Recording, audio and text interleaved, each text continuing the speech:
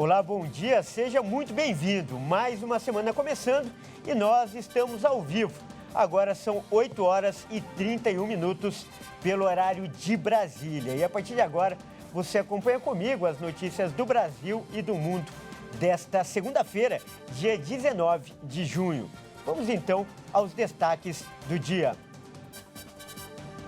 Banco Central define nesta semana a taxa de juros da economia. A expectativa é pela manutenção do patamar atual. Passagem do ciclone pelo Rio Grande do Sul deixa um saldo de 13 mortos e quase 5 mil desabrigados. Sudão inicia trégua de 72 horas para ajuda humanitária. E ainda, o inverno começa nesta semana sob o efeito do El Niño e promete ser mais chuvoso. Tudo isso você confere a partir de agora. E olha só, a gente começa falando de economia, isso porque essa semana começa com a expectativa em torno da reunião do Comitê de Política Monetária, o Copom. Analistas acreditam que, mais uma vez, a autoridade monetária vai optar pela manutenção da taxa de juros, a Selic. A reunião do Copom, do Banco Central, começa nesta terça-feira e a expectativa dos analistas é de que a taxa de juros fique em 13,75% ao ano. Essa deve ser a 7ª vez seguida que a Selic fica nesse patamar. A decisão deve aumentar a pressão de governistas e de parte do setor empresarial por um corte na taxa de juros. Os economistas avaliam que o ciclo de queda só deve acontecer a partir do segundo semestre deste ano. Para analistas, a chance de corte de 0,25 ponto percentual nesta semana é muito baixa. A estimativa é que a taxa deve começar a cair a partir de agosto. O contexto externo de altas de juros em países com uma economia forte, como os Estados Unidos e a União Europeia, não deve possibilitar um movimento de corte muito rápido por aqui. Mas assim como o Brasil, outras economias da América Latina que começaram o aumento de juros mais cedo estão se preparando para começar a cortar juros. Alguns economistas acreditam que o ciclo de cortes vai começar mesmo em setembro, com a Selic caindo meio ponto percentual. Desde a última reunião do Copom, em 3 de maio, as estimativas do mercado mudaram para melhor após a aprovação do novo arcabouço fiscal da Câmara dos Deputados. A inflação projetada pelo Boletim Focus para 2025 e 2026 também recuou abaixo de 4% na última divulgação e deve continuar esse movimento de queda, criando um cenário favorável para o Banco Central cortar os juros. E a Caixa começa nesta segunda-feira a depositar o pagamento do Bolsa Família e do Auxílio Gás. O total de beneficiados será de 21 milhões e 200 mil e o valor total é de 14 bilhões e 900 milhões de reais. A quantia, aliás, é recorde. A novidade neste mês é que foi incluído mais um benefício de R$ 50. Esse valor extra é o chamado de benefício variável familiar, concedido a gestantes, adolescentes com idades entre 12 e 18 anos e crianças a partir de 7 anos. O adicional é somado à parcela de R$ 600, paga mensalmente às famílias. Com isso, o benefício médio será de R$ 705,40, o maior da história do programa de transferência de renda. Os beneficiários que têm dependentes com menos de 7 anos já recebem, desde março, o benefício Primeira Infância de R$ 150 por criança. Recebem hoje os beneficiários com o final 1 do número de inscrição social, conforme calendário escalonado, que vai até o dia 30. Olha, dica importante agora para os estudantes. O prazo de inscrição para o segundo semestre de 2023 do Sistema de Seleção Unificada, o SISU, começa nesta segunda-feira e vai até o dia 22 de junho. Para participar, o candidato deve entrar no portal gov.br. É preciso ter feito o Enem 2022, não ter zerado na redação e não ter prestado o exame na condição de treineiro. Os resultados saem no dia 27 de junho. E olha só, o número de mulheres empreendedoras no Brasil ultrapassou a marca de 10 milhões. Esse é o maior patamar já alcançado, de acordo com uma pesquisa divulgada pelo Sebrae. Com o passar dos anos, o número de mulheres donas do próprio negócio vem aumentando e alcançando números jamais registrados. Muito desse crescimento se deve também ao avanço da tecnologia e a praticidade para expandir uma loja, bazar, confeitaria de forma online. No ano passado, 10.300.000 negócios eram tocados por mulheres, que representam mais de 34% dos empreendimentos brasileiros. Os dados também mostraram que as mulheres conseguiram superar a crise do período da pandemia, quando o número de mulheres empreendedoras caiu ao pior nível desde 2016. O levantamento também mostrou que o número de mulheres empreendedoras que geram emprego subiu de 30% entre 2021 e o ano passado, um aumento de 300.000 mulheres. Mesmo assim, 9 em cada 10 empreendedoras continuam tocando seus negócios sozinhas. Com 38% dos negócios comandados por mulheres, Rio de Janeiro e Ceará são os estados que lideram o ranking proporcional de empreendedoras por número de habitantes. O número é 4% maior do que a média nacional. E olha só, a Marinha resgatou com vida a 6ª vítima de um naufrágio em Santa Catarina. O homem foi resgatado a cerca de 200 quilômetros da costa catarinense, depois que um barco pesqueiro com 8 pessoas afundou na sexta-feira. Com um quadro grave de hipotermia, esse sobrevivente foi encaminhado ao hospital. Outros 5 tripulantes foram encontrados com vida no sábado. As buscas foram retomadas na segunda-feira por causa de outros 2 desaparecidos. E olha só, subiu para 13 o número de mortes causadas pela passagem do ciclone extratropical no Rio Grande do Sul. 3 pessoas estão desaparecidas e milhares ficaram desabrigadas. Quase 5.000 pessoas estão desabrigadas após a passagem de um ciclone extratropical no Rio Grande do Sul. De acordo com as últimas informações divulgadas pelas coordenadorias municipais de proteção e defesa civil, são 4.913 pessoas desabrigadas e 797 desalojadas. Os municípios mais afetados pelo ciclone são Esteio, com 1.200 desabrigados, seguido por Gravataí, com 800 desabrigados, e São Leopoldo, 750 desabrigados. No domingo, o número de mortos subiu para 13. 3 pessoas seguem desaparecidas e, ao todo, 41 municípios recebem atendimentos. A prioridade neste momento é atender os moradores ilhados na região metropolitana de Porto Alegre, especialmente no Vale dos Sinos e no litoral norte. Mais de 2.400 pessoas precisaram ser resgatadas pelo Corpo de Bombeiros de residências, unidades de saúde e outros espaços inundados, ilhados ou em risco. Foram registrados deslizamentos, enxurradas, inundações e quedas de pontes, além de outras ocorrências que dificultaram acesso a áreas atingidas. Algumas estruturas foram interditadas por risco de colapso.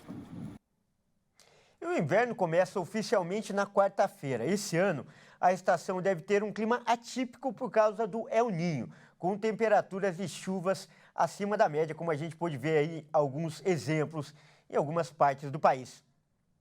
A chegada do inverno deve ser marcada tanto por temperaturas acima da média, quanto por chuvas volumosas.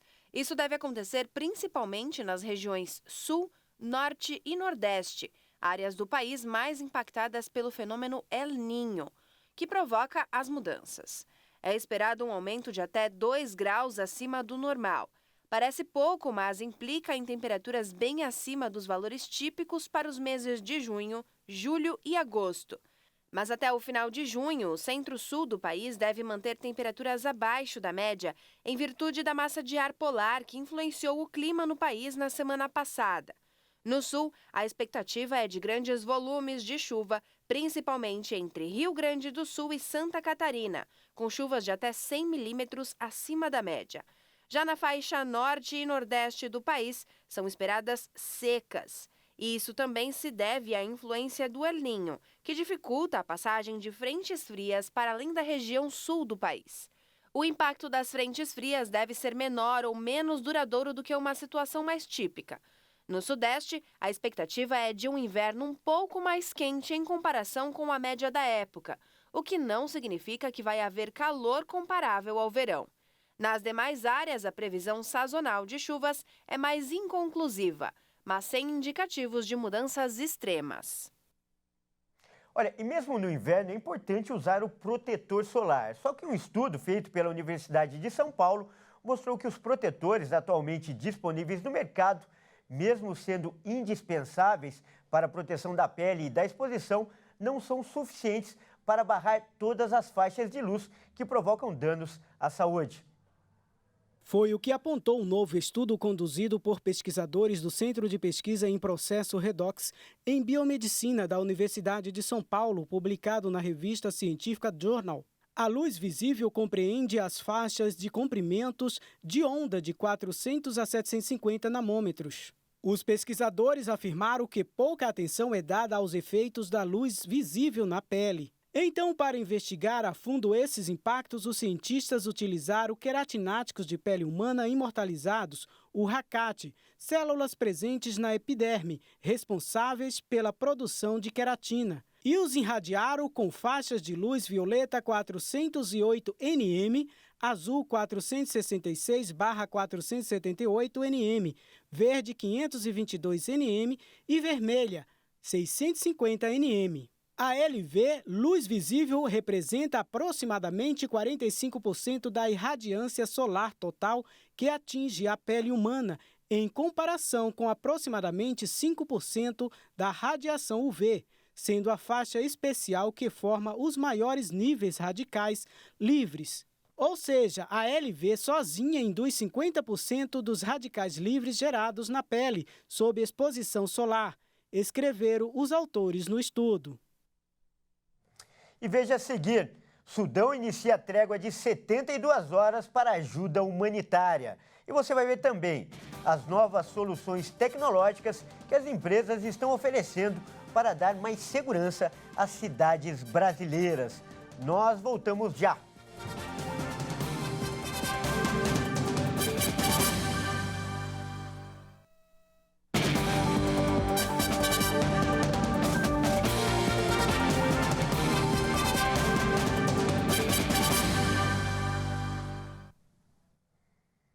Olá, mais uma vez, seja muito bem-vindo. Nós estamos de volta com o segundo bloco e ao vivo. São 8 horas e 46 minutos pelo horário de Brasília. Vamos então aos destaques internacionais. E olha só, uma nova trégua de 72 horas entrou em vigor no Sudão. O objetivo do cessar-fogo é facilitar a chegada de ajuda humanitária para as vítimas do conflito. A nova trégua começou a vigorar neste domingo entre os grupos comandados pelos dois generais que disputam o poder no Sudão. A intenção é facilitar a chegada de ajuda humanitária. O cessar-fogo foi anunciado no sábado pela Arábia Saudita e pelos Estados Unidos. O Sudão está imerso em um conflito iniciado em 15 de abril entre o chefe do exército, o general Abdel Fattah al-Burhan, e os paramilitares das Forças de Apoio Rápido, comandadas pelo general Mohamed Hamdan Daglo. A guerra já deixou mais de 2.000 mortos e mais de 2 milhões de deslocados e refugiados, de acordo com as Nações Unidas. O conflito também agravou a crise humanitária na região. 25 dos 45 milhões de habitantes sobrevivem atualmente graças à ajuda humanitária. A Arábia Saudita vai patrocinar uma conferência internacional em Genebra nesta segunda-feira para arrecadar mais ajuda. Os dois lados do conflito concordaram em permitir a liberdade de movimento e entrega de ajuda humanitária no Sudão. Iniciadas há algumas semanas, as negociações de paz até agora não conseguiram pôr fim ao conflito. Vamos falar sobre o conflito no leste europeu. O Kremlin afirmou que o presidente russo Vladimir Putin está aberto a conversar com os líderes da França e da Alemanha sobre a guerra na Ucrânia. O Kremlin apoia o diálogo entre o presidente russo Vladimir Putin com o chanceler alemão Olaf Scholz e o líder francês Emmanuel Macron, mas nenhuma proposta para uma conversa foi recebida ainda, disse o porta-voz Dmitry Peskov. Putin, por sua vez, disse que Moscou está aberto a um diálogo construtivo e elogiou a abordagem diplomática dos países africanos à guerra na Ucrânia durante uma reunião que manteve com vários líderes do continente em São Petersburgo no sábado. Na semana passada, Scholz também havia dito que planejava falar com Putin em um futuro próximo. Ele declarou que costumava manter contato com o russo antes do início da guerra na Ucrânia e que já não fala com Putin há algum tempo. Ele acrescentou, no entanto, que a única condição para as negociações de paz é que a Rússia retire suas tropas do território ucraniano. E o chefe da diplomacia dos Estados Unidos, Antony Blinken, iniciou sua visita de 2 dias à China com um encontro com o ministro das Relações Exteriores do país. A intenção da visita é amenizar as tensões bilaterais entre as duas potências. O secretário de Estado americano e o chanceler chinês Qin Gang acordaram em programar uma visita recíproca em um momento mutuamente adequado. A reunião entre os dois foi realizada em um palácio situado nos antigos jardins de Diaotai, em Pequim. Blinken iniciou neste domingo uma visita de 2 dias à China para atenuar as relações bilaterais no primeiro deslocamento de um chefe da diplomacia americana ao território chinês em quase 5 anos. De acordo com o Departamento de Estado, nenhuma das duas potências espera avanços em temas espinhosos, como o comércio ou a questão de Taiwan.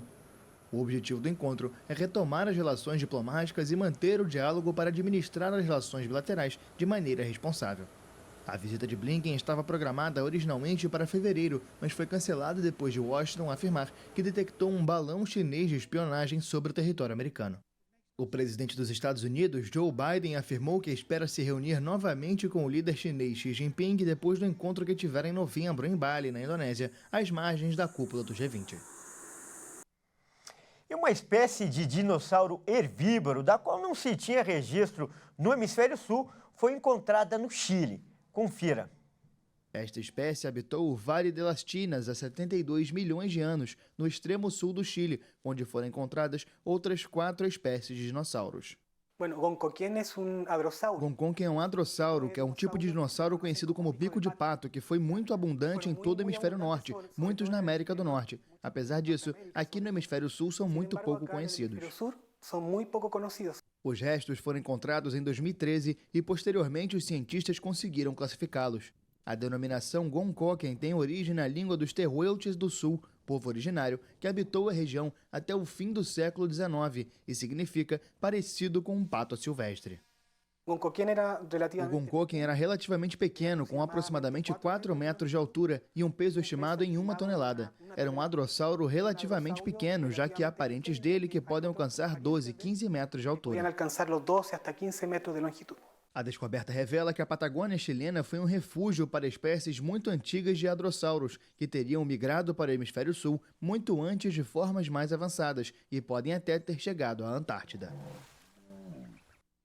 E olha só, com o avanço da tecnologia e da inteligência artificial, as empresas estão oferecendo novas soluções para dar mais segurança às cidades brasileiras. Vamos conferir?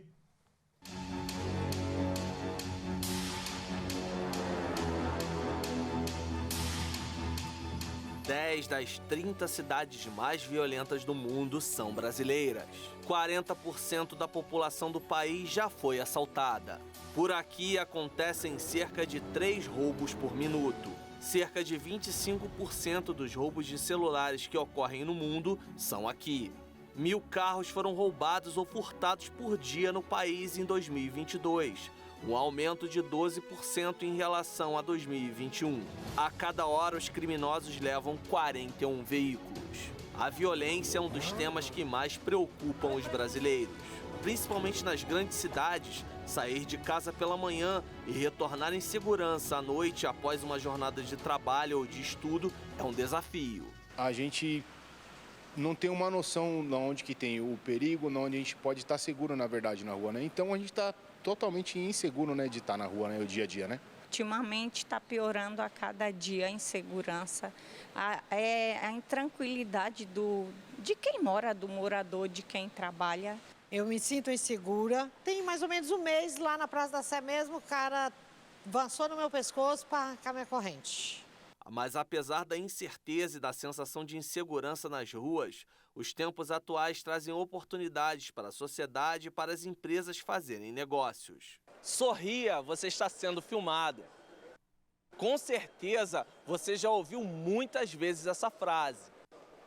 E agora nós vamos conhecer algumas soluções, inovação e tecnologia para aumentar a segurança pública e privada aqui no Brasil. A gente está mostrando aqui as soluções de inteligência artificial integradas para a área de segurança, para identificar suspeitos com reconhecimento facial, leitura de placas e outras inteligências comportamentais. Além disso, integrar todo o sistema de segurança, não apenas o vídeo, mas também o controle de acesso, o incêndio, o alarme e fazendo tudo funcionar de forma unificada. A gente vai conhecer agora uma porta inteligente. Quem vai explicar para a gente é o Marco. Sim, a porta inteligente é uma porta de alta segurança, uma porta que ela, além das funções convencionais, ela tem pinos de travamento em toda a parte de batente e associada a controles de acesso, de reconhecimento facial, senha ou biometria da digital, ela forma uma completa solução que oferece não só automação, mas oferece também segurança para as pessoas que estão na parte protegida da porta, podendo ser utilizadas em escolas, em prédios, condomínios que são mistos, comerciais e residenciais, repartições públicas, bancos e outras inúmeras aplicações para uma porta de segurança como essa. Quem sabe um dia as técnicas de defesa e segurança da Angélica e da Laís deixem de ser tão necessárias. Eu procuro guardar minhas coisas escondidinho para não estar chamando a atenção, não dar com o celular na mão, para não chamar a atenção mesmo. Os meus métodos: andar rápido, mochila na frente e longe das aglomerações. Com ou sem tecnologia, o objetivo de todos é único: ter uma vida mais segura e tranquila. Bom, é isso aí. Essa edição fica por aqui. Eu agradeço pela sua companhia e convido a continuar ligado em nossa programação. Até mais.